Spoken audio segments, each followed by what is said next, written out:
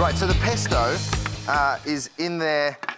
We've got, and see how it comes out? It's literally those beautiful, fresh English peas blended up. You can put a little bit of Parmesan. I want to make sure these aren't going too far on you. Yeah, thanks.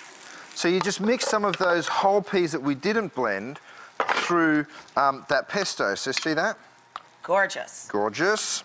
Lovely. And then I'm going to serve this with a little burrata. So I actually take just a little bit, just sort of wipe that along the bottom of the bruschetta. Bruschetta. Bruschetta. You'll get there. I usually just try and get away with it with the Aussie accent. CH is K, so that's all. CH is K. CH is K, bruschetta. Gotcha. So you go ahead and put that on. Then you get some burrata.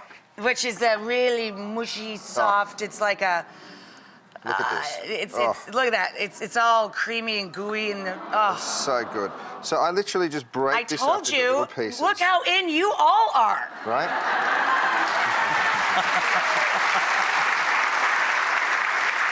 If you You're can't like, find it, right? If you can't find it, you can use a mozzarella would still. Or even fresh ricotta would be delicious. Right, exactly. Yeah. A few more of those peas on top. Oh God. Right, and then get